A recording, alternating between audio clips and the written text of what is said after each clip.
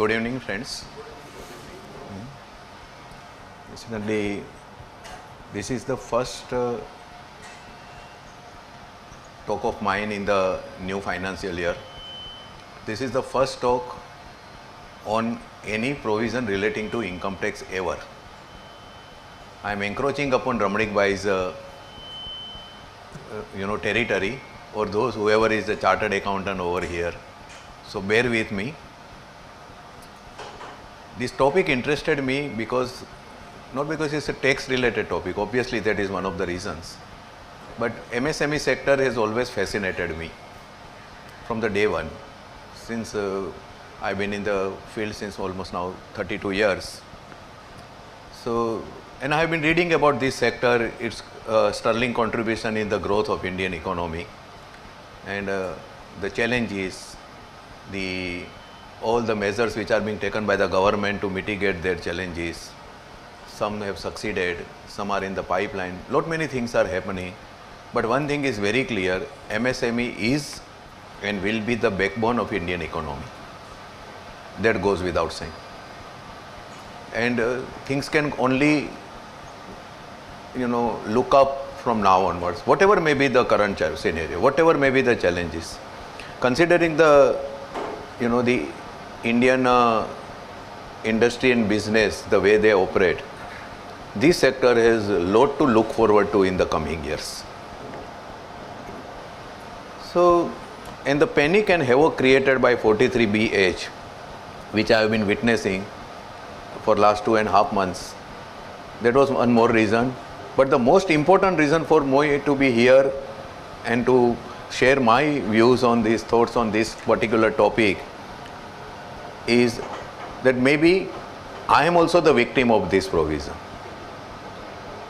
So whether I am standing here as a victim more, or as a, someone who can probably is interested in this subject, that's for you to decide. And how I am also, not only me, almost my professional brothers, professional fraternity has also been finding itself as a receiving end because of this provision since last 2 months. But I never seen such panic and havoc even during COVID and even during demonetization. What I've been witnessing, maybe you will agree with me. So this is a comprehensive presentation which Jignesh Bhai, all of you can share. I'll be sharing this, which can be shared later on with all the members, all your associated association also if required, that I will be sharing with it. I do not intend to tick up each and every slide. Yes, I'll come straight to the topic, but certain initial interesting slides, probably you will find them. And to begin with, as Mr. Thompson says, crazy is the word of art. But when there is a provision for law, we always use the word insane. And keep this difference in mind, and probably you will have some consolation to soothe your ruffled feathers, and maybe this provision can be as insane as it can be. So, or it looks so as of now. Coming to the contribution of speaker, these are the coming, these 2-3 slides which carry the contribution in various aspects like manufacturing sector, in all India manufacturing output, what is the MSME contribution, the number of people employed by MSME as on August 2023, some 12 crore and odd. The number of units unregistered, overall unregistered, registered units are 6.33 crore, out of which nearly 97% are only micro. Only 3 and odd lakhs are small, and hardly 54,000 are medium. Okay. Now these are the the reply which was given by the Minister of State, Honorable Mr. Bhanu Pratap Singh, in the Rajya Sabha, in his reply he had given to this. So these are all the figures. If you can see, then number of MSME 6.33 crores. So these really, you see the vast, the dichotomy in the prevalent, the sector, how the micro unit, and 6.30 lakhs, almost it covers the measure.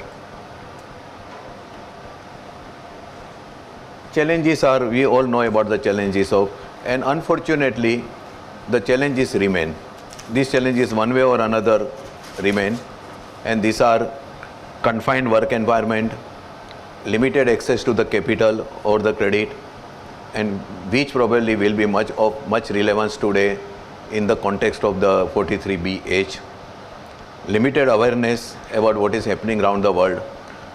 By and large, and the story in US, if we do not talk about other countries, is not different. MSME story is not different than the story of other countries also. They are mainly proprietorship or closely connected partners have come together, or family business. Mainly, it is still run on that level only, right? So and therefore the constraints are many. Though the world is moving too fast, many things are happening. Whether it is awareness about certain benefits available, for instance, the schemes, I will come to that also, or awareness about the technological advances in the field in which the particular unit is operating, be it that, or the taxation related changes. This sector always has been facing formidable challenges. And here, slightly digressing, association like yours have a very, very important role to play. For instance, under GST, I'll come to that. GST is not going to settle down anytime soon. Tax laws never get settled down. Now we have a DTC new law which is in the offing. The drafting has already started. In another 2 years, new income tax law will come. So the point is here that who will guide a micro or small unit, not to speak about medium also. And as I see that, it is only the association, the body representing the sector, will have their task cut out. And uprising the members, not only in tax, why only tax? You have labor laws problems, you have taxation related issues, different regulations, finance related topics. You have continuously to evolve yourself.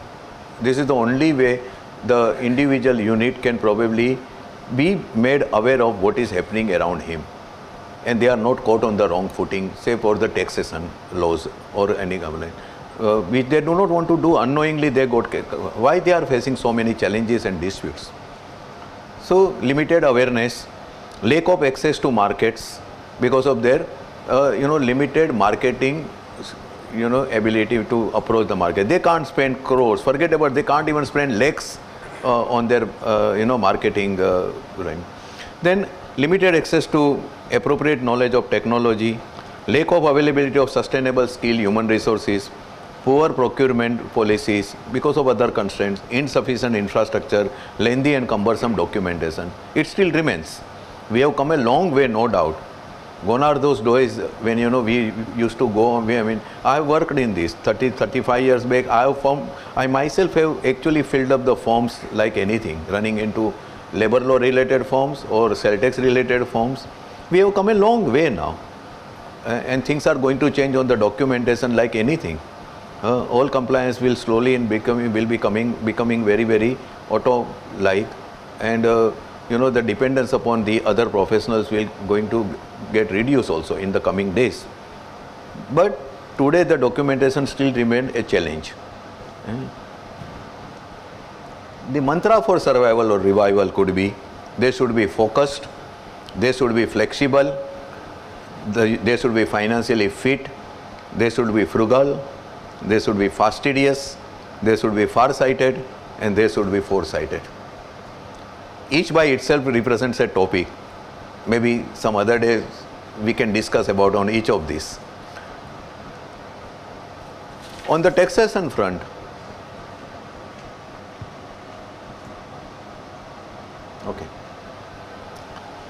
on the taxation front, in fact, I had spoken at length on these particular aspects. MSME sector and financial management. It was organized by Bombay Chamber of Commerce and Industry. At that time, I had spoken on this in detail in the context of tax. Tax ecosystem comprises of these 5 elements. और आपको ये देखना है कि ये how do you manage them? This is very going to be very important. एक tax technology adoption, आज भी टेक्नोलॉजी के लिए एक एलर्जी है, एक भय है हमारे मन में कि technology is a costly business. Believe me, it is not, it is not, because a proprietor running a small business having a turnover of 5 crore 10 crore, on paper it looks very big, but what is 5 crore 10 crore nowadays? It's practically nothing. तो वो अगर अपने कोई technology अगर वो advance करने जाए तो टेक्नोलॉजी में उनको ये डर लगता है कि मैं दूसरे पे डिपेंड हो जाऊंगा प्रोफेशनल हेल्प के लिए। First of all, deployment of the technology, he feels कि it could be running into lakhs of capital expenditure हो जाएगी। फिर उसको मेंटेन करना, उनको समझना, उसके लिए मुझे किसी प्रोफेशनल की फर्म की ज़रूरत पड़ेगी, which will require the continuous maintenance expenditure। तो ये जो भय है, it is not really that much to, I am not a tech person, I don't want to be tech person। As far as technology is concerned, I very clearly tell my associates and my clients that I belong to prehistoric age। I belong to Neanderthal age, but I run my show in a different manner. But for the industrial, those who are into business, into industry, for them, moving with the technological advancements is inevitable. Yeah. And as the saying goes, a beautiful saying, it sums up that you have got to be a part of a technology steamroller. You cannot be part of the technology steamroller, then you will be part of the road. That steamroller will roll you. So either you roll with the steamroller, be a part of it, or you become the part of the road. Totally. So you have got to be this is one promotion of tax knowledge continuously, because all said and done, be it income tax, be it indirect tax like GST or any other tax you might be paying at the local level, few taxes have still remained. All these taxes ultimately become the part of the cost of your operations, and it may even eat into your profit. So what is happening on the tax front, उसके पर क्या हो रहा है, क्या बदलाव continuously आ रहे हैं, उसके बारे में हमें जानकारी हो, वो एब्सोल्युटली वो अनएवॉइडेबल है वो। Then ensuring tax compliance, again अगर मुझे टैक्स इवेजन करना नहीं है, मुझे टैक्स की चोरी करनी नहीं है, तो भी मैं क्यों डिस्प्यूट में फंसता हूँ? Like GST is a very compliance driven law, तो it will remain because it's a transaction tax. I will explain that. तो उसमें अगर नॉन कंप्लायंस की पेनल्टीज काफ़ी हेवी हो सकती है। In income tax, you will not receive the notices of 50,000 and 5 lakh every now and then and every year. Scrutiny वगैरह might be an exception. GST में 50,000, लाख, 2 लाख, 5 लाख की नोटिस तो रूटीन में आ जाती है टोटली। तो ये क्यों होता है? Managing tax litigation, this another topic by itself. अगर टैक्स लिटिगेशन को मैनेज कैसे करना, because all said and done litigation, tax litigation is a costly business. Time, energy, money is a very costly business at the end of the day, right? And ultimately the one person who will be laughing to the bank will be your professional who is handling the litigation, neither you as a client nor the government in the end, because today also the success ratio of the government in the tax litigations, particularly indirect tax, is very dismal. Okay, but फिर भी वो आपको कैसे, because they are actually fighting the litigation at our cost. Right? They indirectly recover the cost from us, and you directly pay the cost to the professionals who is handling. So it's a very costly business. You can't afford. Tax litigation can't be afforded by an ordinary MSME at least. And lastly, tax optimization. It's a concept, very interesting concept. It's a concept to my heart. Okay, by complying with the law, how you can actually earn. By actually discharging your liability, आपकी जो tax liability है उसको समयानुसार अगर आप अदा करते हो तो उससे आप किस तरह से एक हिडन सोर्स में, भले आपको दिखे नहीं वो, आप किस तरह से अपनी इनकम खड़ी कर सकते हो। तो tax optimization is yet another important thing. These are the major scheme. I will not delve with it in. These are the currently initiatives taken by the government for under different issue. Policy initiatives, credit and financial schemes, then manufacturer infrastructure में, technology upgrade and competitiveness में और other services में सारे. This are all various schemes and policy initiatives which are right now running. They are all in operation. It's not one. I mean, these are very interesting thing. I don't know how many आप में से कितना इसके बारे में आपको पता होगा, but these are all running for MSME specifically, and majority of them the initiatives taken in last few years only. जैसे ये ZED है, ZED, Z certification. You might be aware it is a zero error, zero defect, right? तो sorry, zero effect, zero defect. That is the actual certification. Zero effect, zero defect.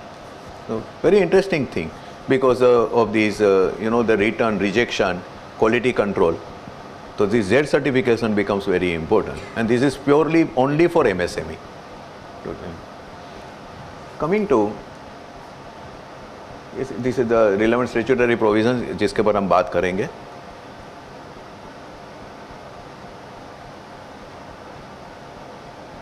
And here comes your friend.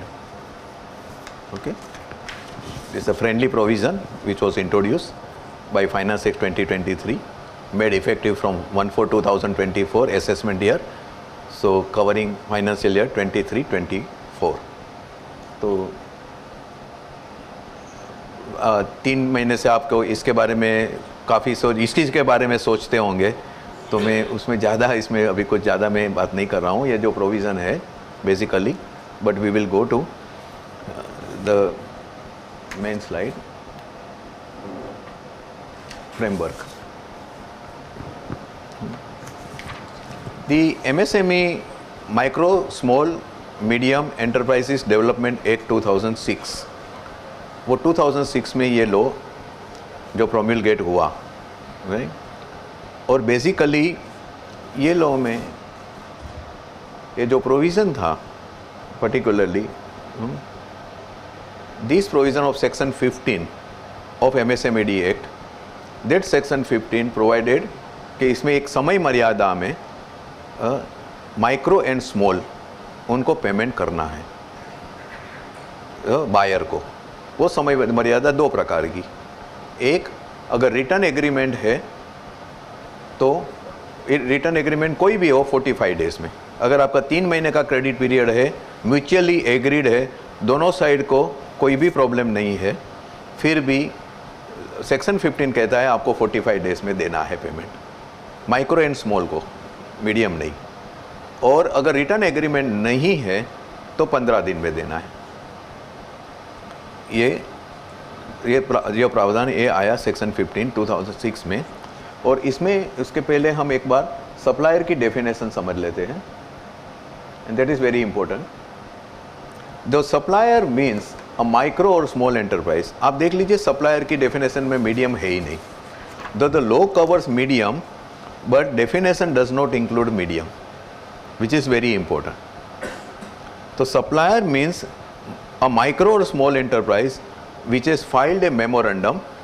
आपको पता है that memorandum, because then when this law was promulgated there was a UAM, right? तो ये जो है अभी memorandum, उसकी जगह अभी रजिस्ट्रेशन आ गया. आधार बेस रजिस्ट्रेशन करना है सेक्शन 8 में MSMED में. मैं उसमें ज़्यादा डिटेल में नहीं जा रहा हूँ, आपको सबको पता होगा. तो which has filed a memorandum with the authority referred to in section 8 and includes the NSIC. वो क्या क्या इंक्लूड करते हैं, एक ये पार्ट इसमें ज़रा आपको ध्यान रखना है.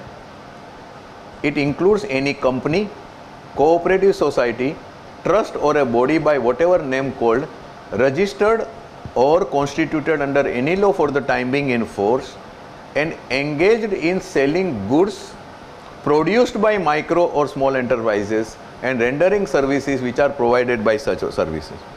So a trust or cooperative society which is engaged in the selling goods, जो माइक्रो और स्मॉल एंटरप्राइजेस के वो खुद सेल कर रहे हैं, या वो सर्विसेज, वो माइक्रो स्मॉल एंटरप्राइजेज जो सर्विस प्रोवाइड कर रहे हैं, ये उनके वो सर्विसेज, ये ट्रस्ट जो जैसे ट्रेडिंग लाइक, तो they are covered.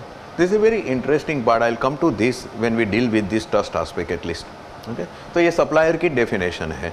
Please keep this definition in mind.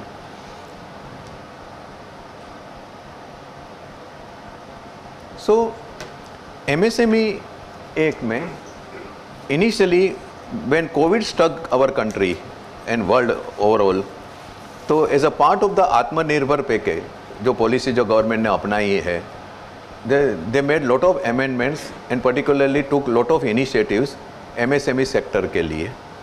और उसमें से एक था द MSME सेक्टर के जो क्लासिफिकेशन का जो क्राइटेरिया है, तब तक सिर्फ इन्वेस्टमेंट बेस्ड क्राइटेरिया था only, right, turnover based criteria नहीं था. So that criteria was withdrawn and the investment plus turnover criteria introduce हुआ. I will come to that classification part.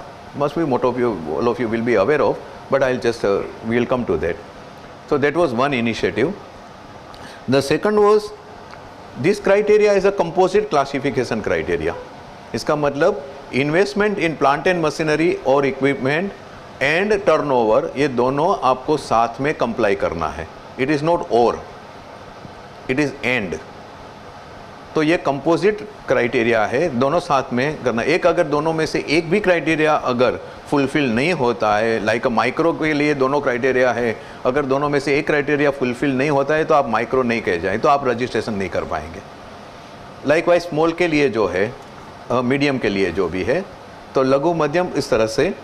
और this new criteria is effective from 26 June 2020. There is a SO office memorandum जो issue government the ministry of micro small medium enterprises ने issue किया है. This is very important circular which is easily available on Google. Okay, it actually explains everything कि classification का criteria क्या है, composite criteria किस तरह से गिना जाएगा. I will come to certain salient aspects of this circular. वो समझना जरूरी है क्योंकि माइक्रो एंड स्मॉल एंटरप्राइजेस की डेफिनेशन में अगर मैं आता हूँ तो ही मुझे 43BH को पढ़ना है, आइदर एज अ सप्लायर और एज अ बायर. अगर मैं उसमें, अगर मैं लघु या अति लघु में अगर मैं आ ही नहीं रहा हूँ तो मुझे 43BH से मेरा कोई संबंध ही नहीं है. तो उसका कवरेज क्या है, वो इसको कवर करते हैं, कौन एक्सक्लूड है कौन इंक्लूड है, वो भी आगे हम क्वेश्चन आंसर में हम देखेंगे.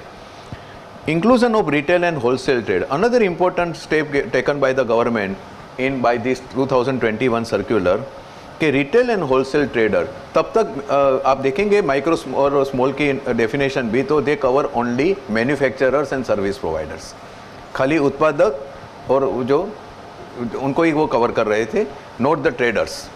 Distributive trade was not covered under this, those who are in the retail trade and wholesale trade. Now they were also covered under MSMED Act. However, as the circular specifies, only for the purpose of priority sector lending, not for any other purpose. अब इसकी impact काफ़ी है. Again we will see that. But please remember, it is this circular issued by the ministry, by the government, whereby the traders engage in the retail trade or wholesale trade, उनको MSMED Act का benefit दिया गया है. They can get registered themselves, but their benefit will remain only restricted to priority sector lending. That's all, not anything else. This is the criteria. This is effective by this 26 June 2020, the office memorandum number 2119E. It is this criteria which will be effective. Micro, investment less than 1 crore, turnover less than 5 crore. Small, investment more than 1 crore but not exceeding 10 crore, and turnover should not exceed 50 crore. Medium, investment should not exceed 50 crore and turnover should not exceed 250 crore. Now, as the circular, ये जो सारे जो मेरे जो bullets है, ये सारी जो क्लिपिंग्स है, वो सारे वो सर्कुलर 26 जून 2020 में ये सारे एक्सप्लेनेशन दिए गए हैं. One is simultaneous fulfilment of both the condition, आप दोनों शर्त, इन्वेस्टमेंट और टर्नओवर दोनों की शर्त को साथ में आपको फुलफिल करनी है। अगर मुझे माइक्रो का, अगर मुझे अपना स्टेटस मुझे क्लेम करना है as a micro, if I want to get registered, then my investment should not exceed 1 crore and my turnover should not exceed 5 crore. This is what the condition is. अगर मैं अपने आप को लघु यूनिट के तरह, अगर मैं अपने आप को मेमोरेंडम फाइल करके रजिस्ट्रेशन कराना चाहता हूँ, my investment should not exceed more than 10 crore, my turnover should not exceed 50 crore. एक डाइकोटमी मुझे दिख रही है वहाँ पे, इसे interesting, very very good step, because एक आप देखो अर्लियर जो क्राइटेरिया था वो काफ़ी रिस्ट्रिक्टेड था और इन्वेस्टमेंट बेस्ड था इररिस्पेक्टिव ऑफ द टर्नओवर। अब टर्नओवर का क्राइटेरिया इंक्लूड करके एक तरह से एक प्रोत्साहन दिया जा रहा है कि you start utilising your capital expenditure, your investment in a better manner. आप टर्नओवर, क्योंकि 1 करोड़ का इन्वेस्टमेंट करके अगर आप 4 करोड़ का 3 करोड़ का टर्नओवर कर रहे हो, it doesn't make any sense. In fact, depending upon the product and the industry in which a particular unit is operating, मेरी जो एक मर्यादित समझ के हिसाब से कि 10 करोड़ का अगर मेरा, मान लो मेरा investment in plant and machinery 7.5 crore है, तो 7.5 करोड़ के टर्नओवर पे अगर मैं 25 करोड़ का टर्नओवर कर रहा हूँ, तो यहाँ पे भी मुझे कैपिटल इन्वेस्टमेंट एंड टर्नओवर का रेशियो मुझे वो सेटिस्फैक्टरी नहीं लग रहा है। You can't have a 25-30 crore turnover on a 7.5 crore or 10 crore investment in plant and machinery. You know, because that may not make the business sense also, because it means your capital deployed is not being effectively utilized, or otherwise you are in a wrong line totally. But then this is what so far. I mean, अगर मेरे 10 करोड़ के नीचे है, I would personally feel, correct me, I am not a businessman, but I personally feel the turnover criteria cannot be less than 100 crore. And you can put it as a not more than 100 crore. So unit पे वो compulsion नहीं रहेगा कि उनको 100 करोड़ करना ही है. It should not be not exceeding 50 crore. It can be not exceeding 100 crore. Because then it will justify how much you are investing into the plant and machinery. This is something for you to reflect over. Totally, ये तो मुझे जो thought strike हो रहा है वो है. Coming to the computation of investment plant and machinery or equipment, the circular clarifies कि it is linked to the income tax return for the previous year. Section 139 में it means income tax act section 139. तो ये return down value method पे है. सो WDV method पे आपको plant and machinery की value नक्की करनी है. प्लांट एंड मशीनरी की वैल्यू जो नक्की होगी वो WDV मेथड पे होगी. थर्ड इम्पोर्टेंट थिंग इज, कोई न्यू एंटरप्राइज जो अभी सेटअप कर रहे हैं उनको प्रीवियस ईयर का रिटर्न तो होता ही नहीं है. He is now investing in, तो उस समय वो एक सेल्फ डिक्लेरेशन खुद देके कि मेरा capital investment plant and machinery में इतना है, 5 करोड़ के नीचे है, 10 करोड़ के नीचे है, जो भी कैटेगरी में वो अपने आप को वो वहाँ पे वो रजिस्ट्रेशन लेना चाहते हैं, he can give a self declaration कि this is my overall investment. Based on that his classification will be decided, registration will be granted.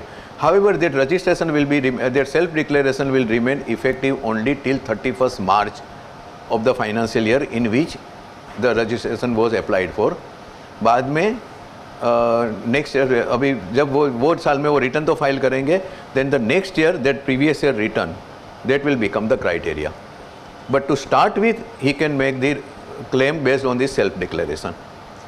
The next is the plant and machinery equipment will have a same meaning as assigned under ITR, that is income tax rules में. Income tax rules में plant and machinery की definition दी हुई है. I am not going into that. The next is, it will include all tangible assets but not land, building, furniture and fixtures, cost of pollution control, research and development, industrial safety devices and other specified items are notified. Section 7 of MSMED Act. Section 7 of MSMED Act, वहाँ पे एक स्पष्टीकरण है, explanation है. That explanation says that the investment in plant and machinery shall not include the cost of pollution control equipment, other safety devices, industrial safety वगैरह. तो ये आपकी वैल्यू में 10 करोड़ में या 5 करोड़ या 50 करोड़ में it will not come. Plus land building and furniture and fixture. Land building furniture fixture को इसकी गिनती नहीं की जाएगी, वो सर्कुलर से क्लैरिफाई हुआ है, वो MSMED एक्ट में नहीं है, वो सर्कुलर 26 जून के सर्कुलर 26 जून 2020 के, उसके तहत उन्होंने वो क्लैरिफाई किया हुआ है कि it will not gate included. और ये जो है पोल्यूशन कंट्रोल वगैरह वो सेक्शन 7 का ही पार्ट है MSMED एक्ट का। Then export turnover will not be counted. आपके टर्नओवर में एनुअल टर्नओवर का जो क्राइटेरिया है उसमें export turnover will not be counted, चाहे वो एक्सपोर्ट टर्नओवर ऑफ गुड्स या एक्सपोर्ट टर्नओवर ऑफ सर्विसेज या both. If a particular unit engage in both तो that turnover will not be counted for your 10 crore या 100 करोड़ के लिए, 5 करोड़, 50 करोड़ और 100 करोड़ के लिए, 250 crore, I am sorry. Coming to अब 43BH की ज़रूरत क्यों पड़ी? नाउ प्लीज़ रिमेंबर सेक्शन 15 जो क्राइटेरिया जो दे रही है, टाइम लिमिट जो स्टिपुलेट हुई है उसमें जो नक्की निश्चित की गई है कि ये टाइम लिमिट में आपको माइक्रो और स्मॉल को सप्लायर को पेमेंट करनी है, ये तो 2006 से एग्जिस्टेंस में है टोटली। और उसमें जो भी स्ट्रिंजेंट प्रोविजंस है वो मैं we will refer to that provisions also कि उसकी अगर हमने पालन नहीं किया तो उसके कॉन्सिक्वेंसेस क्या है वगैरह।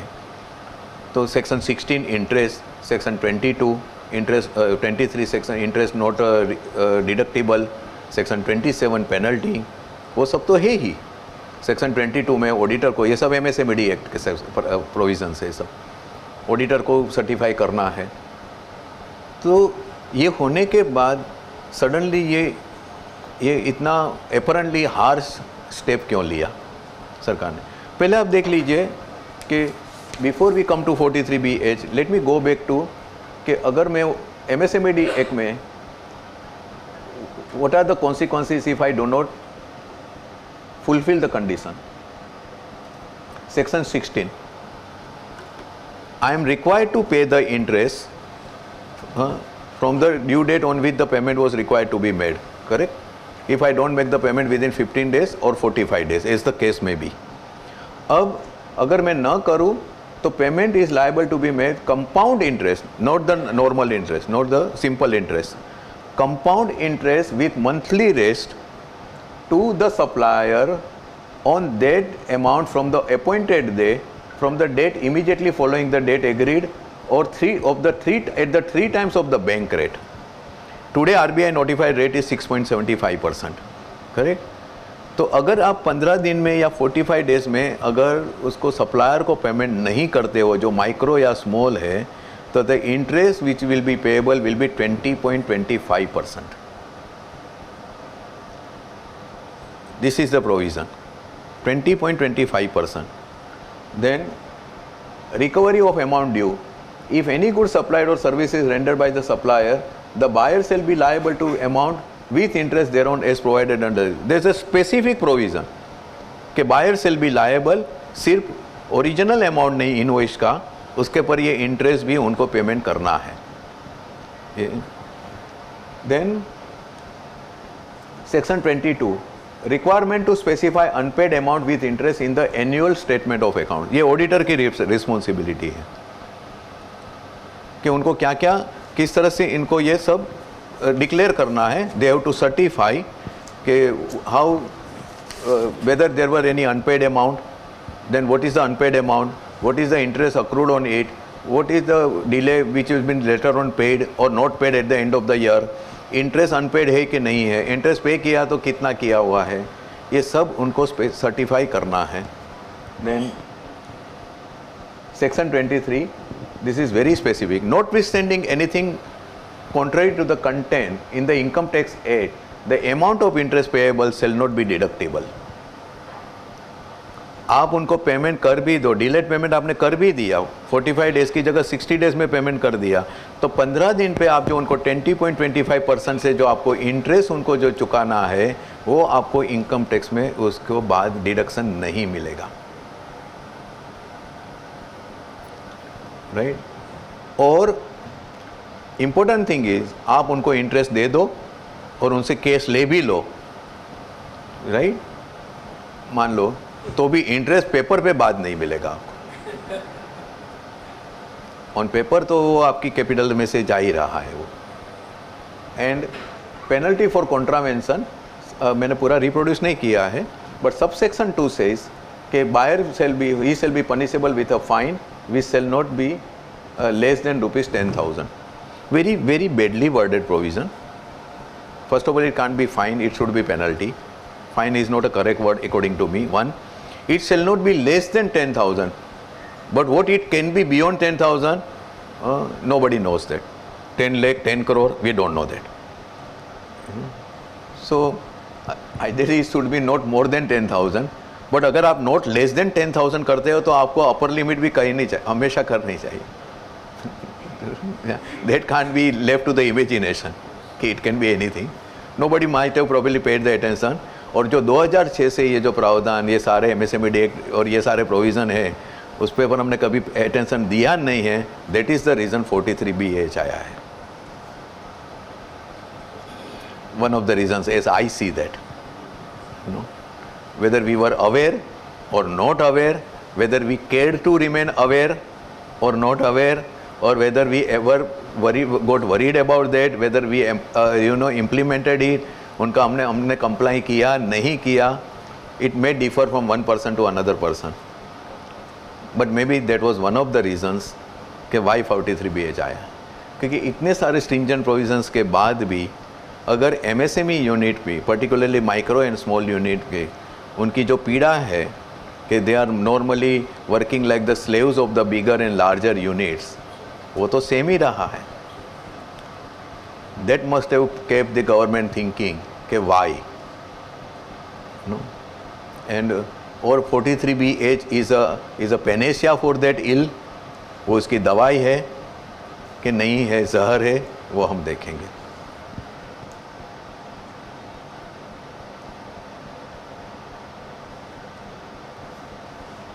These are the implications. ये Section 5 of the MSMED Act. And post 23 amendment, what has been done that extremely कि वो प्रोविज़न MSMED Act में कुछ भी चेंज हुआ नहीं है. Those provisions हमारे लिए इम्पोर्टेंट जो प्रोविज़न है, Section 15 time limit, Section 16 interest, Section 22 auditor's duty to specify the necessary details, Section 23 interest deductible नहीं है इनकम टैक्स में, Section 27 फाइन. वो प्रोविजंस में कुछ भी अमेंडमेंट नहीं है, कुछ भी नहीं किया गवर्नमेंट ने.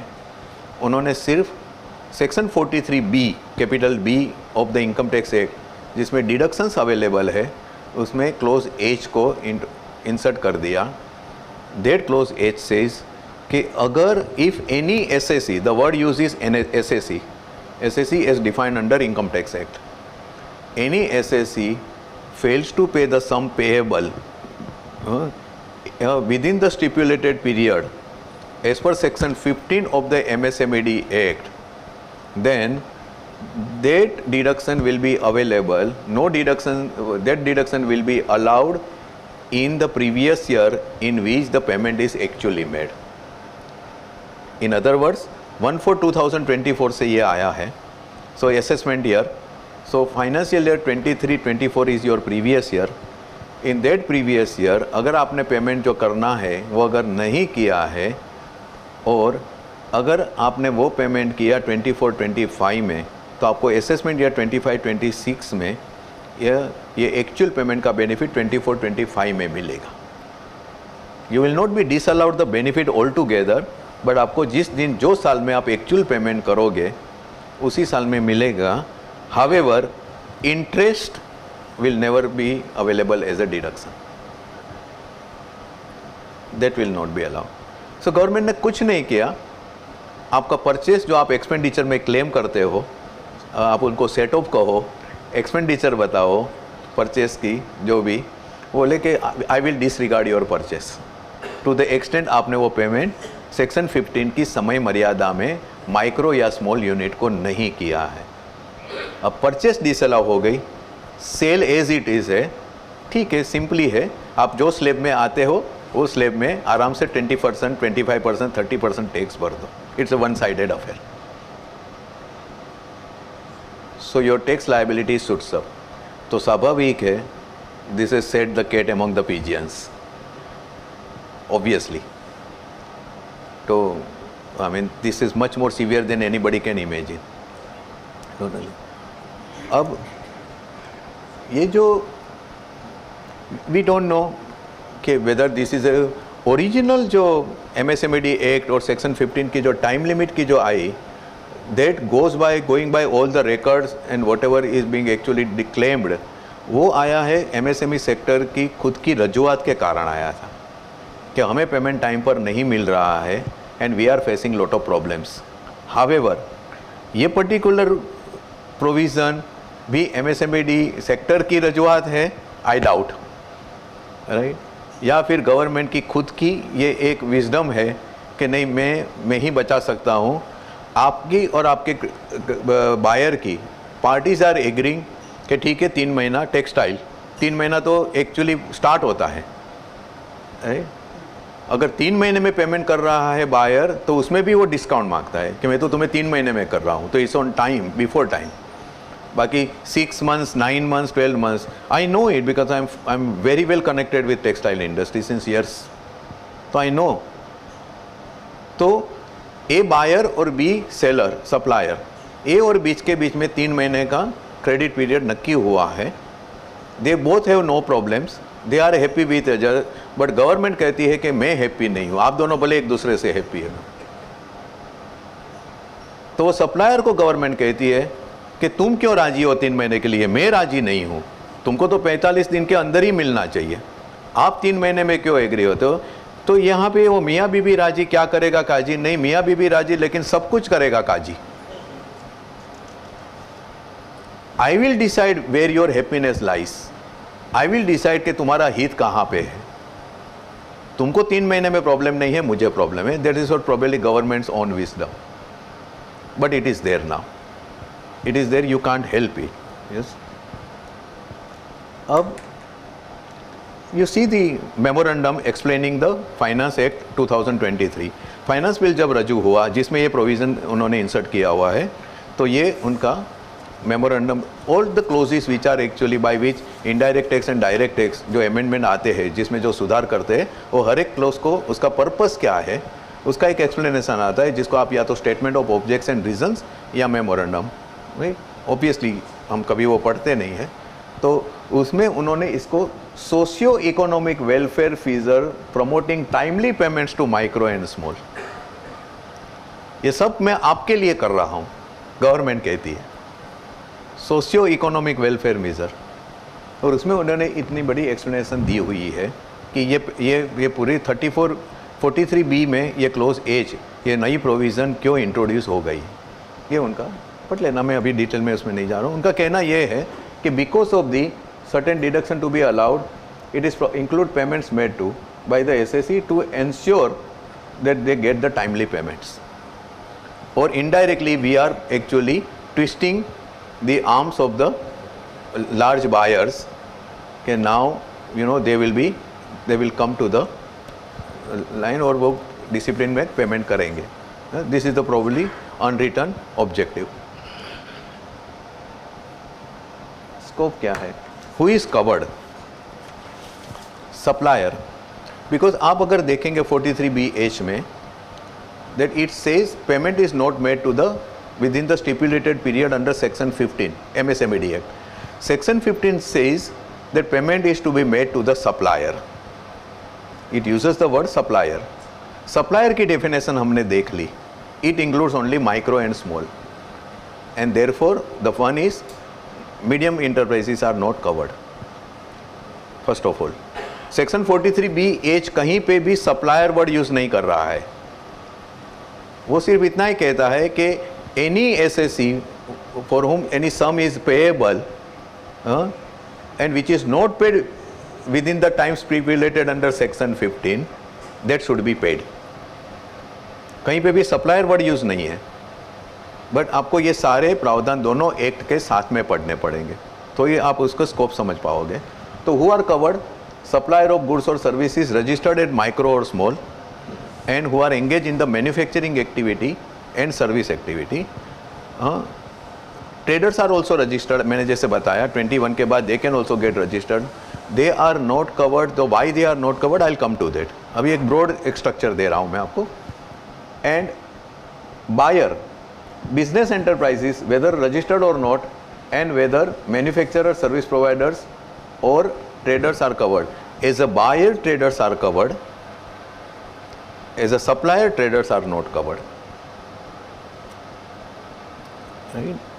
आज बायर जो है, because I explain to that, अभी फिलहाल मैं उसमें नहीं जा रहा हूँ, क्वेश्चन आंसर जब मैं इश्यूज जो मैं जब डिस्कस करूँगा, फिलहाल जस्ट यहाँ पे आप इतना समझ लीजिए कि buyer can be, first of all buyer can be registered और unregistered. So it buyer need not be micro और small. Buyer can be manufacturer, buyer can be service provider, and buyer can be trader, dealer also. Right? Then who is excluded? Registered micro or small engage in the retail and trade.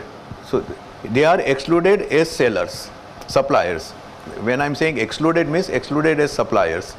Oh, जरा note कर लेना. Right? Unregistered micro or small, शायद वो एक line मैंने अंदर कहा था ना. Yes, right? हाँ, तो ये जो तीनों जो exclusion है ना, this exclusion should be read for the suppliers. Please don't get mistaken. As a supplier, registered micro or small enterprises who are engaged in the retail or wholesale trade. Unregistered micro or small enterprises engage in the business activity as manufacturer or service provider. अगर वो manufacturer और service provider भी है लेकिन unregistered है MSMED Act में, so they will not be covered. Why they will not be covered? We will discuss that. And third, medium enterprises, whether registered or unregistered, they are all not covered as a suppliers. Coming to what is the effective date? Effective date is assessment year 1/4/2024 से, so last year. And incidentally, clause 13 of the Finance Bill 2023, which later on became on 30th March, it became Finance Act 2023. Clause 13, जिसके तहत ये clause H was included, inserted in section 43B.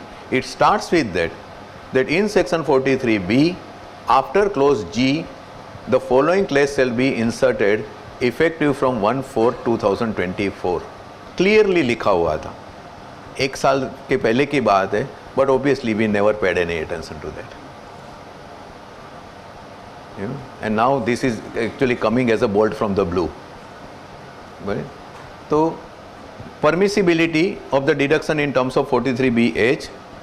So this deduction will be allowed on your purchase only if you comply with section 15. I will not go into detail now. I think you have understood. Within 45 days or within 15 days.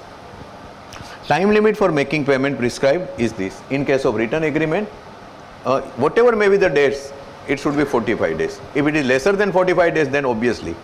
But अगर 3 महीना है, 6 महीना है, तो भी 45 days. और अगर written agreement नहीं है, तो 15 दिन. Issues. Now, what are the implications?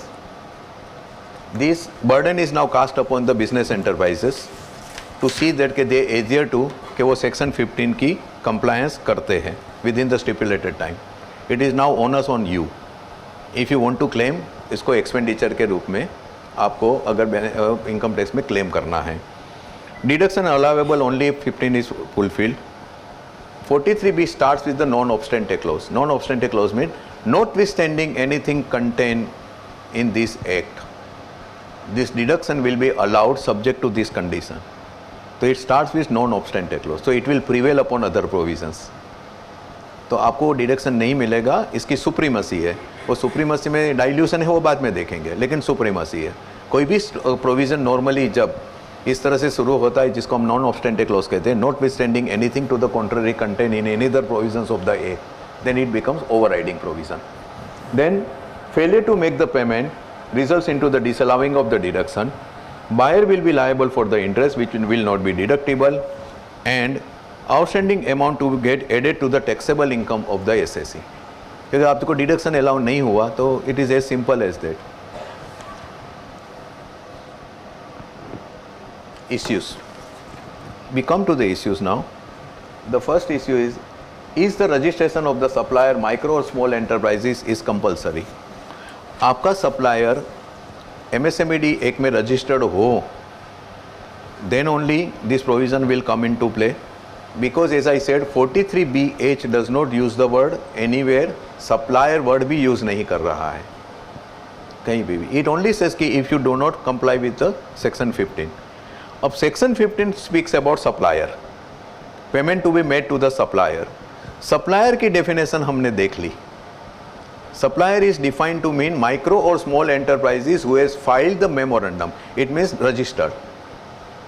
So there are two contradictory, conflicting views prevalent in the professionals and others. One view is that registration is not required for the supplier, and another view is that registration is required. The view which has been actually expounded कि registration is not required क्योंकि वो section 15 और इनको section 43BH की कलम को पढ़ते हुए दिखता है. However, the matter does not end there. One of the cardinal principle of law is this कि कोई भी प्रोविज़न, कोई भी एक्ट के कोई भी प्रोविज़न में कोई भी एक्सप्रेशन या वर्ड यूज़ किया गया हो, तो वो एक्सप्रेशन या वर्ड को अगर डिफाइन किया गया है वो एक्ट में, तो वो डेफिनेशन के अंतर्गत ही उनको समझना है. So section 43BH, clause H does not use the word supplier. Sum payable by SSC which is not paid within the time limit specified under section 15. Section 15. So trigger point for clause H is what? Non-compliance with section 15. तब तक clause H will not come into play. The trigger point with section 43BH is only section 15 non-compliance. वो non-compliance मैं कैसे नक्की करूँगा? मुझे stipulated time में वो पेमेंट करना है. Stipulated period में पेमेंट किसको करना है? सप्लायर को करना है, क्योंकि section 15 uses the word supplier.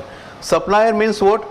I go to the definition, and that definition says it is micro or small enterprise who has filed the memorandum, means who is registered.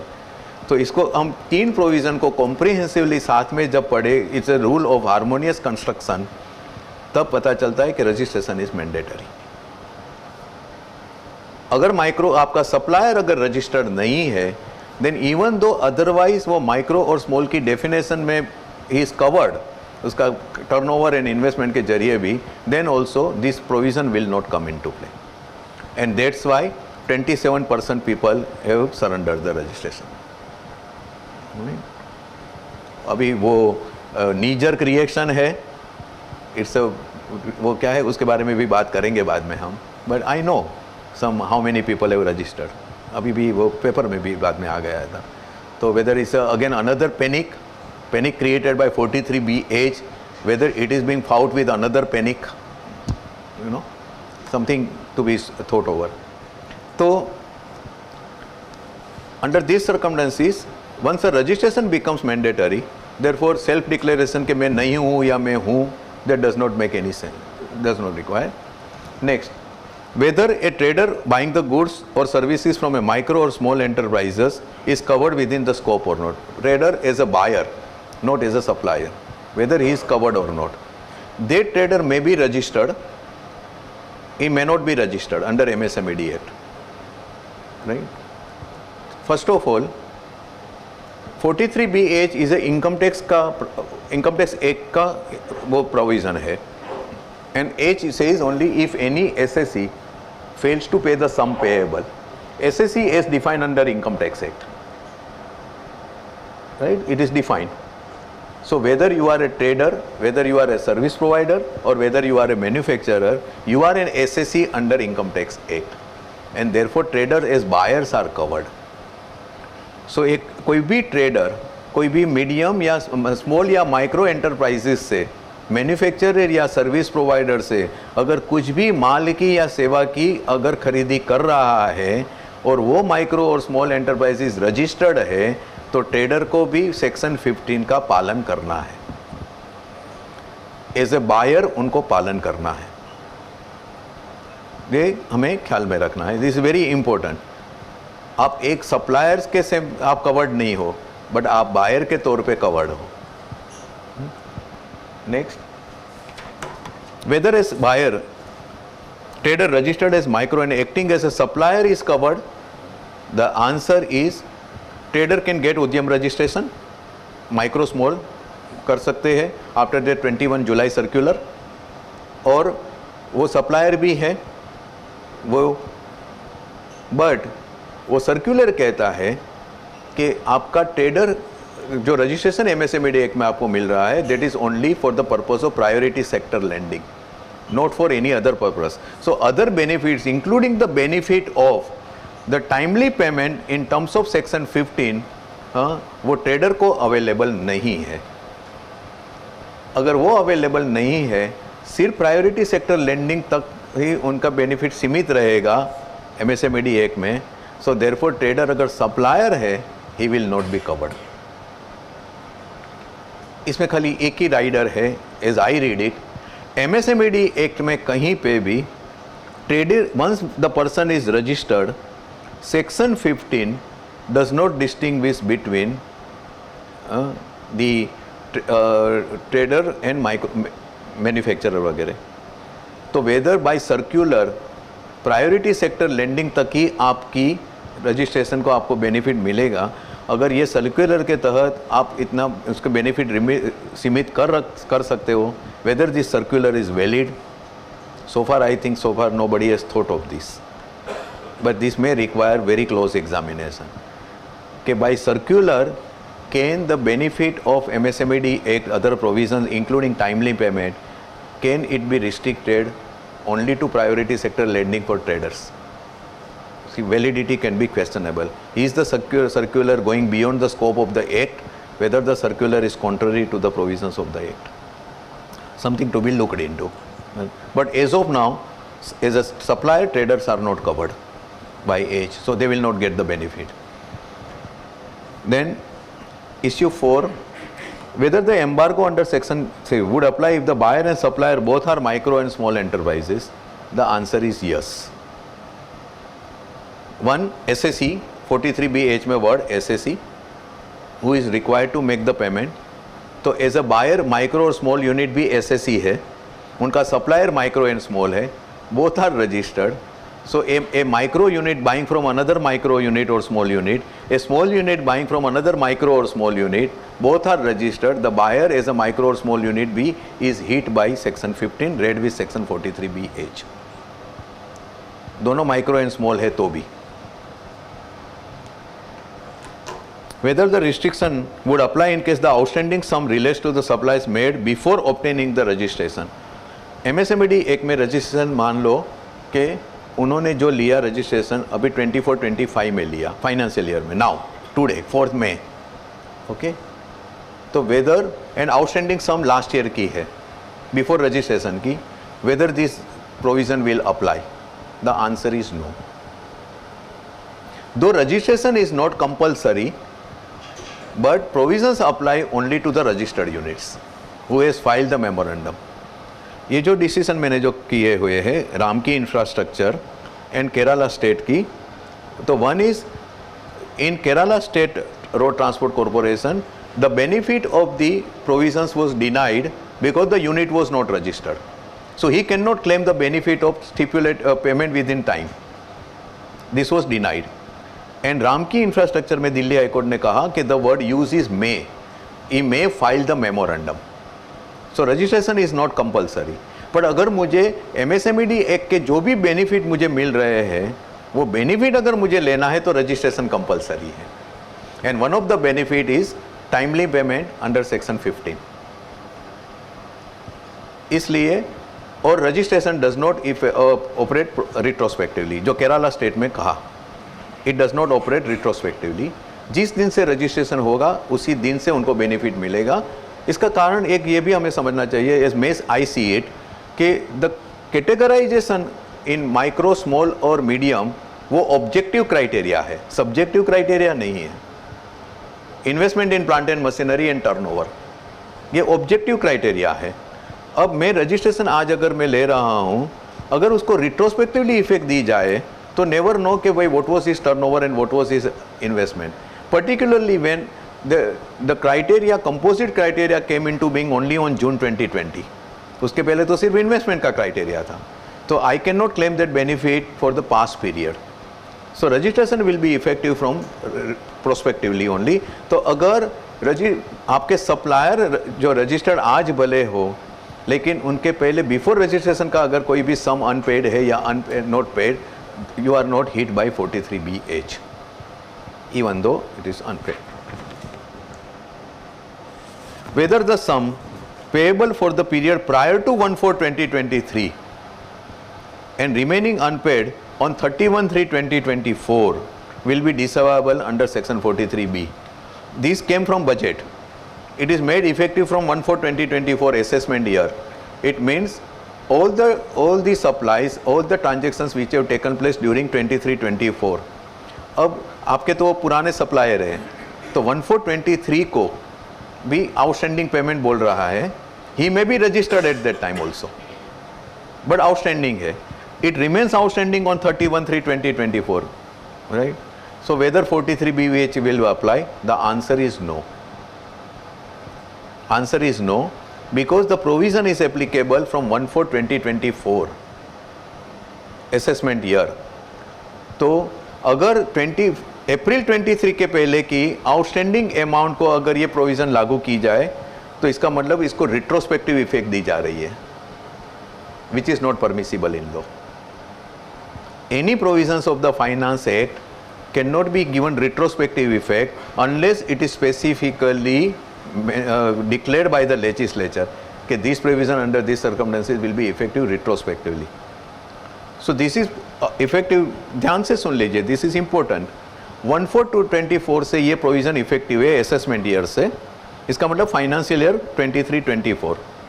Now he is your old supplier. उनके आगे के भी dues बाकी है जो 1/4/23 को last year की 1 अप्रैल को वो ड्यूज अनपेड है, और वो ड्यूज अनपेड है वो आज भी कैरी फॉरवर्ड है मार्च 24 में 31 मार्च को, और आज भी आपने 4 मई को भी नहीं दिए हैं. Still 43BH will not apply. In other words, all the supplies which are obtained by you from a registered micro small unit after 1/4/23 or which is remain unpaid contrary to section 15, then only the clause H will come into play, not for the previous purchases, previous outstanding balance. Whether the provisions will be applicable in ways the SSE follows cash accounting method. Generally we professionals follow cash accounting method, correct? उसके दो कारण हैं. Professionals like to deal in cash, so they normally follow the cash accounting method. Okay, तो accrual method पे, mercantile method पे नहीं जाते. अगर आप कैश अकाउंटिंग मेथड पे करते हो तो आउटस्टैंडिंग अमाउंट रहने का कोई प्रश्न ही खड़ा नहीं होता है. एक्सपेंसेस बुक किए, एक्सपेंसेस पे किए, राइट? तो कैश अकाउंटिंग मेथड में this will not be applicable. Interestingly service providers are covered, so between two service providers also this provision can come in to play. But generally professional to professional cash accounting होता है, right? So this will not be applicable. This will applicable only if the mercantile system is followed, accrual system is followed. Whether the section 43 will be applicable in case of the purchase of the capital goods. This is also very interesting. Okay, whether this will apply to capital goods purchase also. Now, goods can cover capital goods. Goods can cover in raw material also. Anything. There is no distinction between the two. लेकिन purpose क्या है close as का? Deduction disallow करना है. कब करना है? मैंने सेक्शन 15 का पालन नहीं किया तब करना है. So first of all deduction should be available to me in law under income tax act. अगर इनकम टैक्स एक्ट में मुझे डिडक्शन अवेलेबल ही नहीं है तो उसको डिसअलाउ करने का कोई प्रश्न ही खड़ा नहीं होता है. तो ये पर्टिकुलर इश्यू को वो एंगल से हमें देखना है कि कैपिटल गुड्स में एक कैपिटल एक्सपेंडिचर अगर 100% अलाउड है तो then clause H will come in to play, because then it will be relevant. जैसे साइंटिफिक रिसर्च वगैरह ये सब प्रोविज़न है जिसमें it is 100% allowed, 100% deduction is allowed. जो मैंने रेड किया है वो उसमें 100% deduction of capital expenditure allowed. Otherwise capital asset जब आप क्रिएट करते हो उसके ऊपर आपको क्या मिलता है? डेप्रिसिएशन मिलता है. Depreciation is not the expenditure. Ramanik bhai, I will be looking forward to you. Yeah. Because I am entering into the dangerous waters. As I said कि income tax में, but this subject has really interested me to take on, try to do my homework on this overall. So depreciation is not the expense, and this is what has been laid down in these two judgments. Like there are, I'm not going into the detail, but these tele solutions also. कि भाई if section 44 की particular section 40 income tax act की if it is not complied with, then depreciation cannot be disallowed because depreciation is not an expense. So therefore जहाँ पे capital expenditure as a capital expenditure 100% capital expenditure allowed a deduction, there 43BH will come into play. If normal depreciation is allowed, it is not a deduction in the normal sense of the word, correct? So then this provision will not be applicable. Whether section 43 will be applicable where he is opted for presumptive taxation. You are aware about presumptive taxation where you are not claiming any deduction वगैरह कुछ भी. It's another method. एक facility दी हुई है to a specified class of the SSCs who need not go into the cumbersome process of determining the taxable income. ये deduction available है ये नहीं है. Turnover के base पे जो percentage है presumptive taxation देना है. When you are actually opting for the presumptive taxation, the question of deduction does not apply.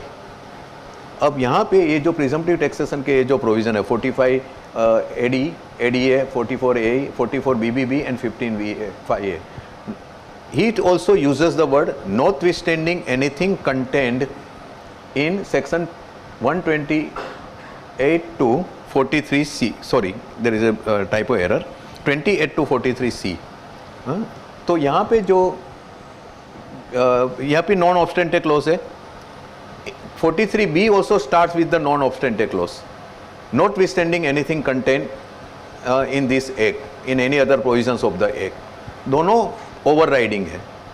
अब जब दो प्रोविजन एक ही लेजिस्लेशन के अगर ओवरराइडिंग हो, दोनों नॉन ऑब्स्टेंटे क्लोज हो, तो what will prevail? Presumptive taxation का ये जो प्रोविजन है वो भी कहती है कि नॉटविथस्टैंडिंग एनीथिंग, और एज कहती है कि मैं भी यही कहूंगा 43B भी नॉटविथस्टैंडिंग एनीथिंग. नाउ डिडक्शन की जो 43B एज है इट्स अ जनरल प्रोविजन कि this deduction will not be applicable as में. Presumptive taxation is a specific provision. It is applicable to the specific class of the people. So, one of the principles is this: कि specific will always prevail upon general. It's always prevail upon general. It's a Latin principle that once there is a specific provision covering specific situations or class of people, it will prevail upon the general. और यहाँ पे एक another angle is looking at is कि in presumptive taxation you are actually not claiming any deduction. So the question of deduction does not arise, so disallowance does not arise. So this will not be applicable. Chetan, please make a note. Page 37 में हमें typo error correct करनी है. Next, issue 10. Whether provision is made instead of crediting individual accounts of the trader, creditor, supplier. Section 37 provision के लिए है income tax act में. मैं provision करता हूँ बायर के अक्रूवल मेथड पे, I am making the provision but it is not credited to the now but it is unpaid. If it is unpaid even though I because accrual method पे मैंने provision तो कर लिया, the deduction will not be allowed. Simpliciter by making provision you can not claim the deduction. Thus, next is whether the delayed or non-payment by a charitable trust to be disallowable under section 43BH. In case of charitable trust, there is an income which is consisting of donations and there is a application of income. There are no deductions as such. And therefore charitable trust, and वहाँ पे उनके provision भी section 11 to 13 वो specific provision उन्होंने income tax के जो लागू किए हैं. So charitable trust will not be hit by this. Another interesting question, and this can become a matter of dispute according to me, कि whether charitable trust will not be hit क्योंकि वो deduction claim नहीं करते हैं, but whether they will be still liable to pay the interest अगर वो registered micro small enterprises से purchase कर रहे हैं और उनको उन्होंने टाइम लिमिट पे नहीं दिया. वन व्यू इज दिस कि they are liable as a SSC, they are liable and they are required to make the payment क्योंकि supplier is registered micro small. वहाँ पे जरा if I read that definition of supplier, is why I went to supplier definition. What it says, it includes cooperative society, trust or body registered or constituted in under any other law for the time being in force and engaged in selling the goods produced by small or micro enterprises. So basically, it's like a marketing. I am selling the goods of the micro or small enterprises. They are engaged in that. In that case, whether this can be applicable, but if you see, there is a question of selling the goods by the trust. Suppose they sell the goods, so they are buying from somebody. If the supplier himself is registered micro or small, then obviously the trust will be hit. And in that case, interest will be liable. Because the question of selling the good, why they use this word selling, they can be consuming also. Trust or cooperative society might be consuming for themselves. There is no question of reselling actually. So I'm at loss to understand why they have kept it selling the goods. Suppose trust is not selling and consuming themselves for their activity, cooperative society. If it is consuming for itself, for these members in some event, will it be liable because it is not actually selling it? That question can arise. I mean, logic appears to be a bit missing why they have used this word. This interpretation can be a matter of dispute. Obviously, the cautious view is this: interest will be liable and interest will not be, allowed also. But interest will be payable. Trust ke liye bhi one has to be careful. Then, section 12 and issue 12, entire amount payable even if a part payment is made. As we strictly अगर हम देखें provision, तो कहीं पे भी वो provision नहीं है कि entire payment should be made. So to the extent part payment is made, deduction will be allowed. If entire payment is not made and part payment is made, then this view can be taken that to the extent part payment किया है, that much purchase set off will be allowed, and the remaining will not be allowed. Whether the retention money held by the buyer in a long gestation projects, engineering projects में retention money is obviously a criteria. They retain 10% वगैरह. शुरुआत में advance आते हैं या फिर अगर 10 करोड़ का कॉन्ट्रैक्ट है, 10 लाख 50 लाख हमेशा रिटेंशन मनी होता है. Now this retention money is kept, which is actually kept on an interest also, and उसको बाद में after as per the terms of the contract वो बाद में पेमेंट करते हैं. Now this retention money is also never claimed as a deduction. It is kept over there. Now if it is not kept as a deduction, then this 43BH cannot be held applicable to retention. The question of deduction will allow only if I am claiming something as a deduction. Lot will hinge upon the terms of the contract. One has to be very clear about the terms of the contract. Engineering projects में, because retention money is always a part of this type of contracts. Then, whether the adjustment entry passed for the receivable against the sale of goods will be sufficient for the purpose of section. Adjustment entry जो पास होती है, वो adjustment entry under rule 6 DDD वगैरह income tax में allowed है, but that may not suffice for the purpose of 43BH. Simpliciter adjustment entry without making the payment will not be allowed. One can say that adjustment entry मैंने कर दी और buyer को अगर supplier को सामने मैंने payment account settle हो गया मेरा, and if it is recognized under income tax, then where is the question of disallowance? This is one more debatable view कि वहाँ पे I am also pointing out certain dispute prone area कि where two views are possible. Totally. Concept of adjustment entry under income tax, and this is the provision of 43BH. And here I just take a pause. Ramnik bhai, what do you say about adjustment entry? Well, it depends upon what kind of the adjustment you have been making. It shall not be a book entry. Yes. It shall not be a book entry. That's what exactly. Yes. That's why I have posed this question specifically. Sorry that I am interrupting, gentlemen. Section 43B itself is actual payment for all the disallowance under that. Exactly. And it does not go with book entry, because the word I would say uses book entry situation. it actually says that when you have actually made the payment. So we have to be very guarded. We on have to this, be very careful. on this. That's why I have specifically put this question. Whether the amount remaining outstanding on 31st March 24 and paid on or before the expiry of the stipulated period may be falling in the next financial year will be affected by section 43B(h). Answer is no. आपके 31st मार्च no आपका invoice है, आपने 15th मई के पहले कर दिया, return agreement नहीं है, 15th अप्रैल के पहले कर दिया, then it does not matter कि financial year has changed. You have complied with section 15. Section 15 MSMED Act does not go by financial year. It is not like within 45 days or within 15 days or before the end of the financial year, whichever is earlier. It does not use that type of language. Okay. Then issue 15. Whether the amount 16. Whether the amount outstanding on March 24 have paid before the due date for filing the income tax return will be disallowed. I have put this question because section 43B, this is clause H. If you see A to G, they are all on a different footings. So basically a misfit है. Clause H is misfit into section 43B.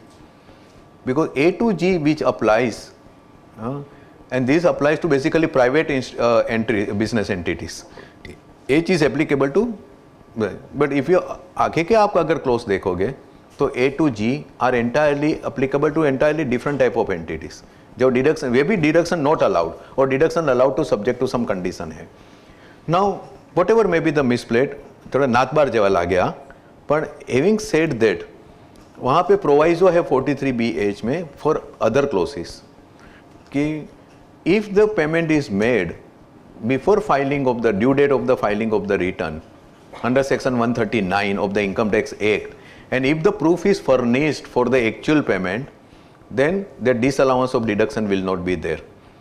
Now that proviso, that which they have amended from this budget, उसमें उन्होंने लिखा हुआ है other than clause H. It means अगर आप income tax return file करने से पहले ही पेमेंट कर देते हो तो भी you are not saved,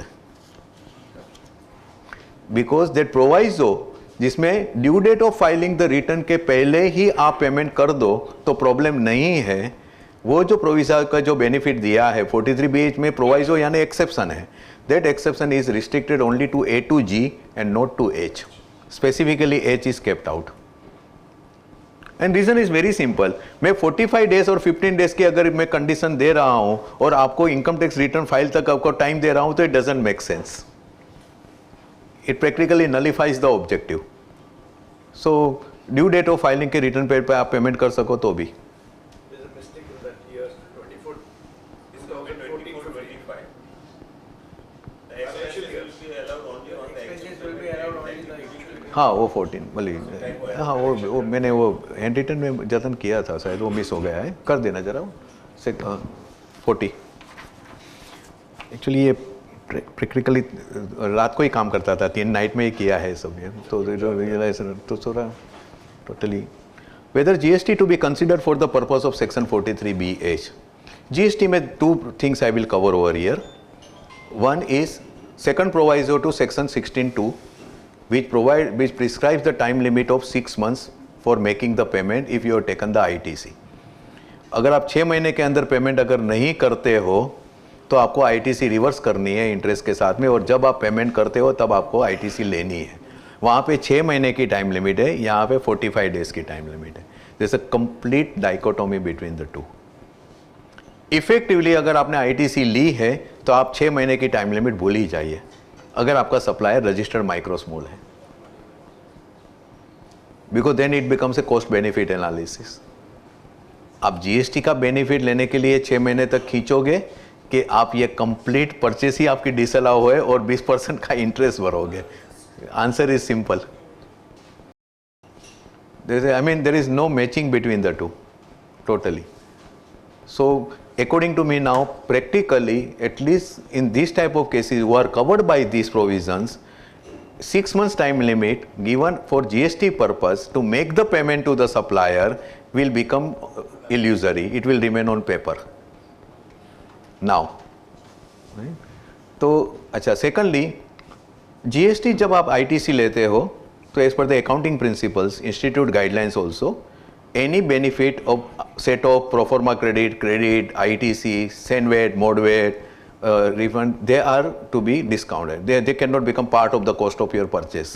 So it is always net of GST.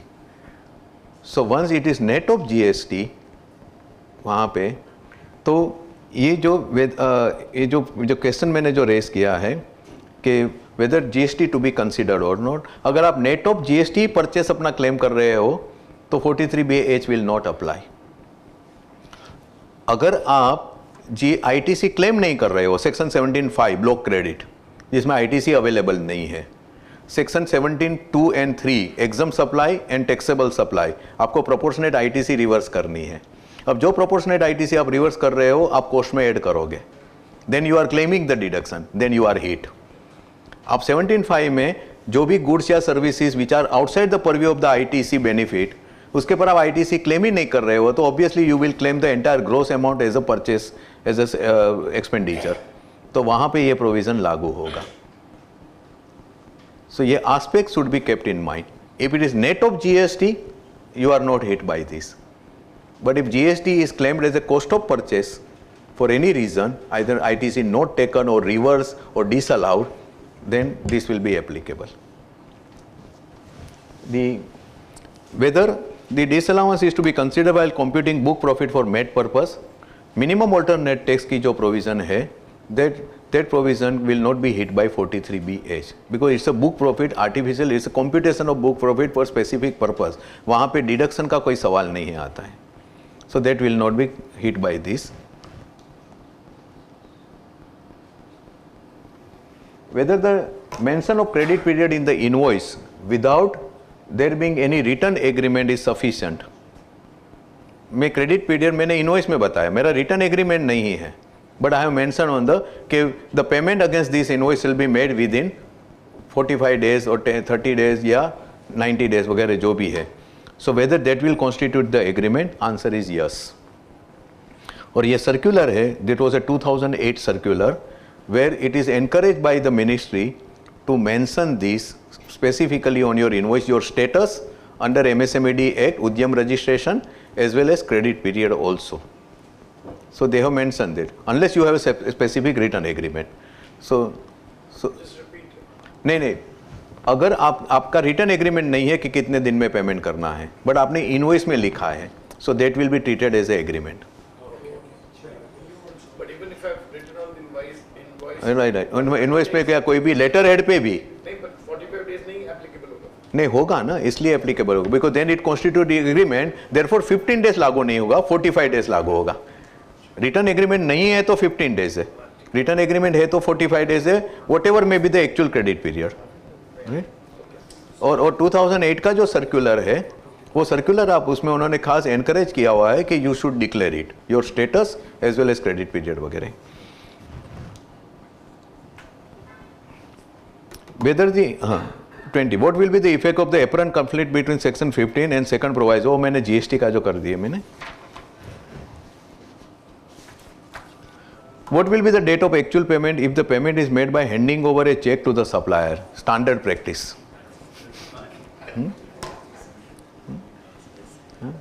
Check दे दिया, पेमेंट अक्रूवल में, it may not work here now. Now there are two ways of looking at it. Commercial practice है, 31 मार्च को check दे दिया, सब वो 31 मार्च को ड्यू हो रहा है। हाँ, 3 scenario by and large can apply. Balance नहीं है लेकिन चेक आएगा तब बैलेंस क्रिएट हो जाएगी। अक्रूवल मेथड है 1, चेक दे दिया, बायर ने डिपॉजिट ही नहीं किया within the stipulated period, cheque दे दिया, बाउंस हुआ, करेक्ट, बाउंस हुआ, obviously it is unpaid. Balance नहीं है, you are running into dispute because you can not create adjustment entry. आपके पास बैलेंस ही नहीं है और आपने चेक दे दिया पेमेंट का टोटली, भले नेक्स्ट डे वो हो जाएगा, there can be a dispute, it's a risky thing. Cheque दे दिया, बैलेंस है, लेकिन बायर ने ड्यू डेट के पहले, जो आपके जो पीरियड है उसके पहले उसने डिपॉजिट नहीं किया for whatever reason, then whether this will be applicable और नॉट, तो here the view can be taken कि you are not hit by the deduction, disallowance. But then you need to have the proof कि आपने उनको किस दिन hand over किया है और बायर ने डिपॉजिट नहीं किया है, उसमें नॉट डेलिबरेटली कि वो आपने उनको कहा है कि पकड़ के रखना जरा. You not do this. और I just miss that. Just make a note. There is a direct High Court judgment on this. Make a note of this. There is a High Court judgment कि if the handing over of check, which is not encased by the buyer in time, cannot be a ground to deny the benefit. वो बाद में हम incorporate कर देंगे इसको. Next. Whether TDS, interest is not deductible, but whether TDS will be, TDS you know that, correct? You know it as a tax deducted at source. I call it always terror at your doorstep. Okay? तो ये जो TDS है 194J that will be applicable. So TDS तो deduct करना ही है और वो deduct करो but deduction will not be allowed.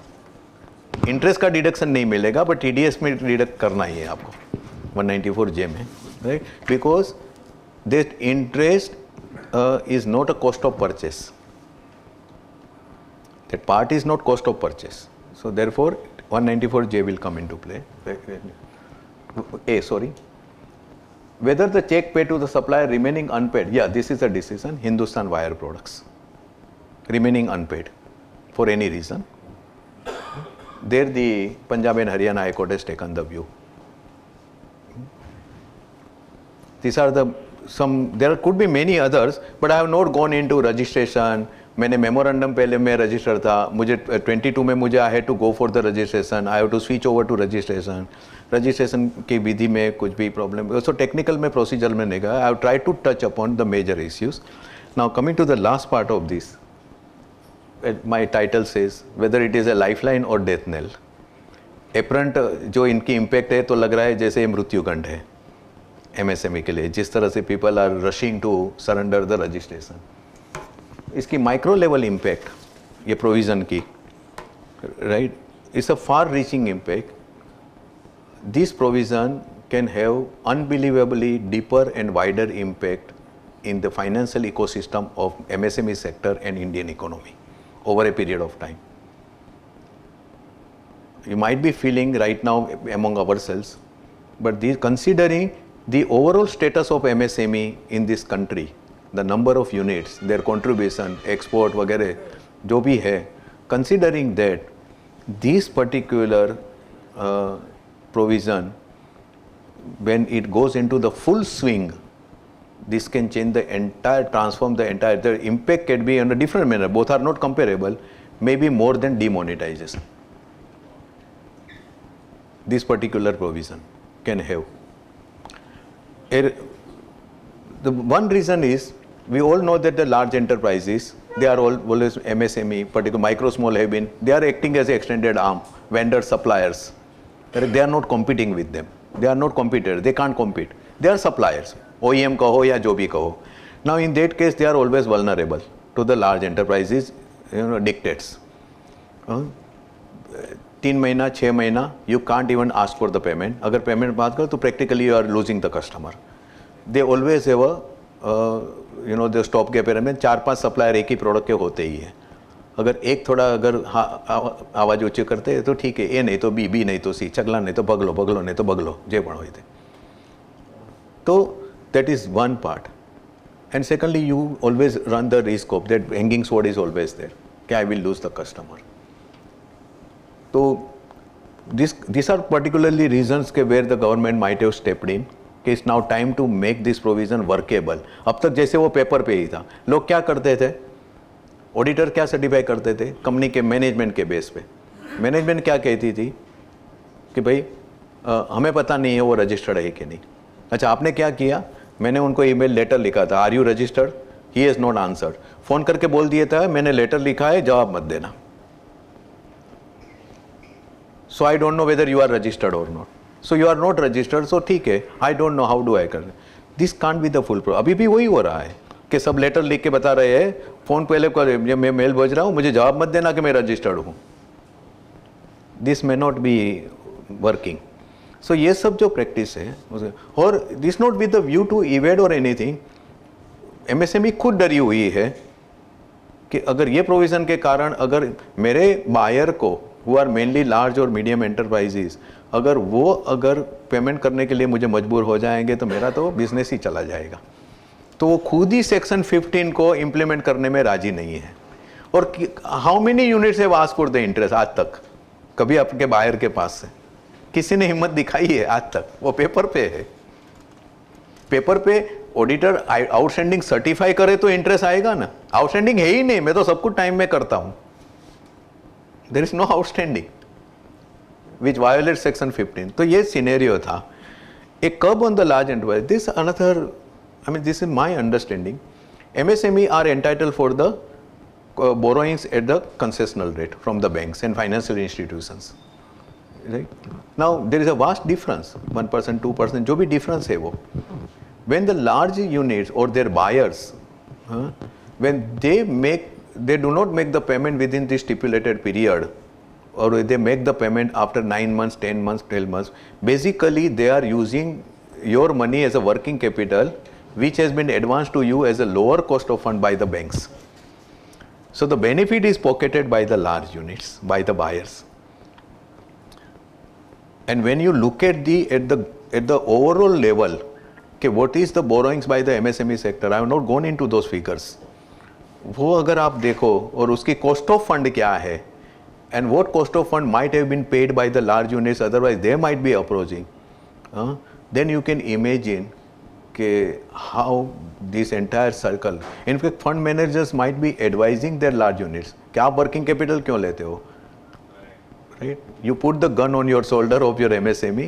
उनको working capital लेने दो जो आप use करो. उनको आप 9 महीने 12 महीने के बाद पेमेंट करो ना. He is at your mercy. Now this provision can put the curb on this. I am talking about the overall impact. How it can probably cycle जब एक शुरू हो जाएगी इकोनॉमी में, तो how this provision can have a larger, deeper impact. Then can one visualize the consolidation? This can also probably not the death knell for the money lending, private money lenders. It can definitely deal a serious blow to the private money lenders. Where will a MSE, micro small unit, पैसे के लिए कहाँ जाएंगे? You are only going to the money lenders. Private finance में जा रहे हो, paying the hefty interest. Once your liquidity improves because of this provision in its right earnest, honestly and sincerely, अगर ये provision अगर apply हो गया 43BH read with section 15, your dependence upon private finance at an exorbitant rate of interest will come down. Because आप how many units are also approaching might be bank, सबके लिए वो possible भी नहीं है. तो अल्टीमेटली 50,000, लाख, 2 लाख, 5 लाख के लिए आप मनी लेंडर के पास ही जाते हो, प्राइवेट फाइनेंस में ही जा रहे हो. It's a big business, it's thousands of crores of business. In fact I don't know, this why मैंने वो I put that bullet also कि can there be a aggregator model, Uber and Swiggy and Zomato type in private money lending also. Over a period of time, if this real, because they are the MSME sector could be one of the biggest borrowers from the private money lenders. इसका कोई statistics available नहीं है, but now if they find that they are now no longer coming to me for making the for finance because he is getting his money in time now, okay, they may get into the aggregator model कि भाई private money lender का ही एक aggregator, then he will be lending to unicorns and new industries. It can completely change the scenario. In the long run, this may work for the MSME sector over a period of time. And the last one is long term, and then going forward, if this cycle really moves really in the way it is expected to, suppose, and it really moves with some ironing out the creases, suppose, your everything is now through the bank. Bank will know आपके पैसे आ ही रहे हैं, आपको time पे ले, तो your working capital requirement cycle will also get reduced क्योंकि you are getting the timely payments. That will reduce. Banks as it is are flush with the bank funds. Correct. That will, it can over a period of time can have a very positive income, in which reduction of the bank rate of interest also. considering the overall stature of MSME in this country. It may take years and years, 5 years, 10 years down. What is 5 years, 10 years? So it can have, and that's why I said that this can change the entire, transform the entire financial ecosystem of MSME sector.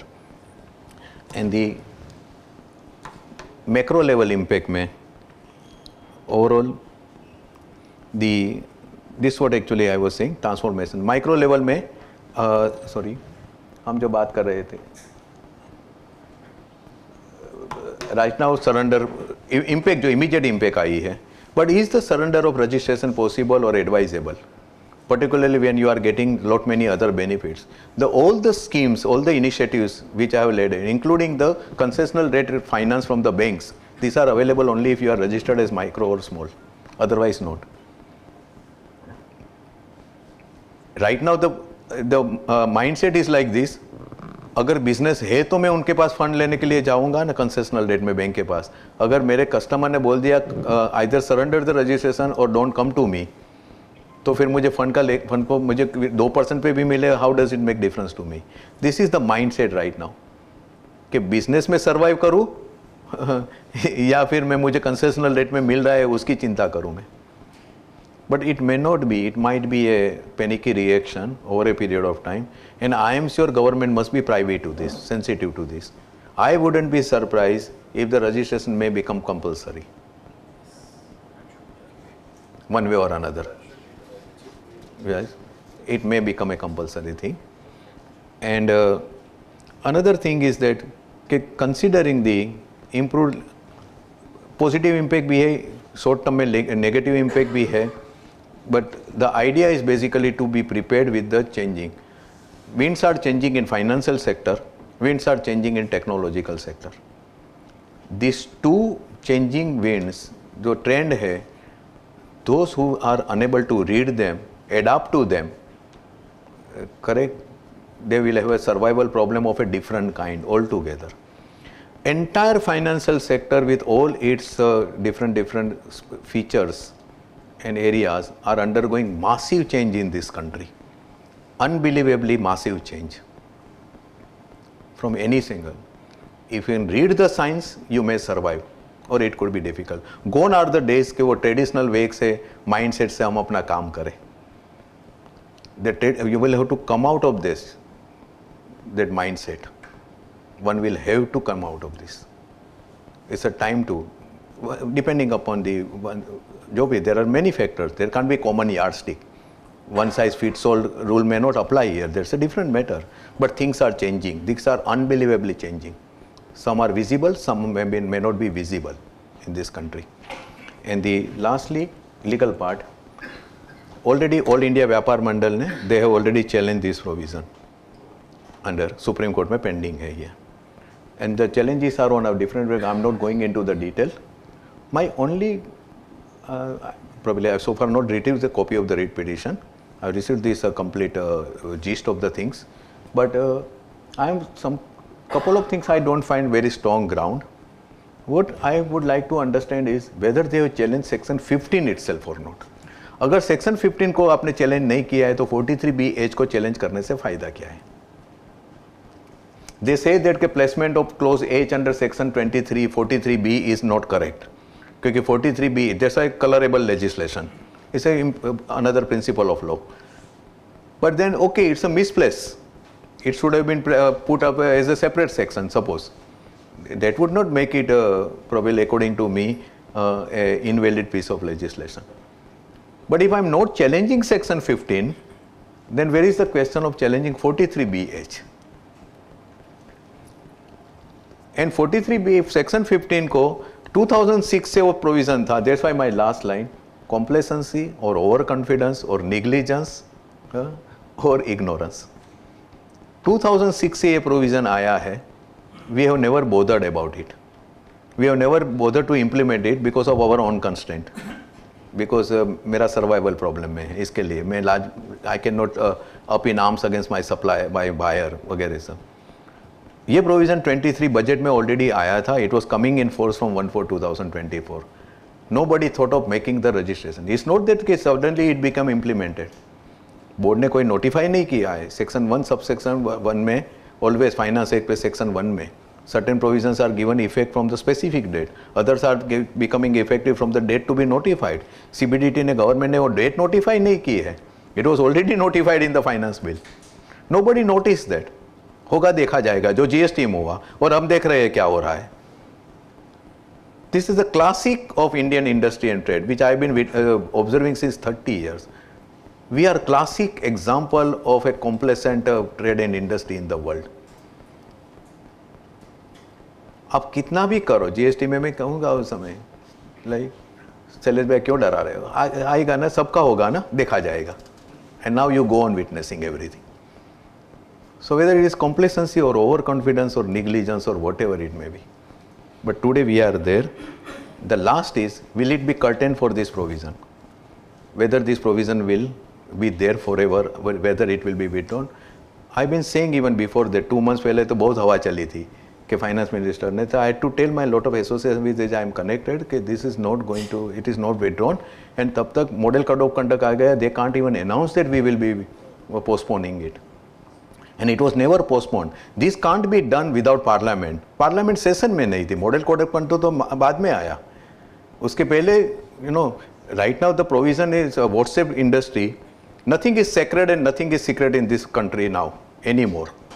Everything is open. We are a very open and transparent economy. हम देख रहे हैं GST में circular north block में से बाहर नहीं आता है, हाँ, उसके पहले तो WhatsApp में पूरे इंडिया में पहुंच जाता है. So everybody knows before the officer who is supposed to issue the circular, he might not be knowing कि I am postponing this, but industry knows कि ये postpone हो गया है. तो पार्लियामेंट सेशन में नहीं है. This is a income tax act की सेक्शन की अमेंडमेंट है. This can't be done through notification. And फिर मॉडल कोड ऑफ कंडक्ट आएगा, दे कांट अनाउंस के we will be, because then it can be breach of the model code of conduct. But what my feeling is this, that after new government is formed, the interim budget which will come as a part of Finance Bill 2024-2, this will be put on hold, and it may come into effect with some modification, but this is coming 100%. This is what my feeling is. We may say that it's not government business to get into the business of businesses and teach them how to run the business. We can say that. It's a different matter. But look at it in a holistic manner. Right? Look at it the holistic manner. Right? And therefore, it may not be curtains for the time being. It may be an interval or intermission in the you know, the coming budget or so. Baki to whatever impact we are saying, you spoke about intent. So this sums up my complete session in this.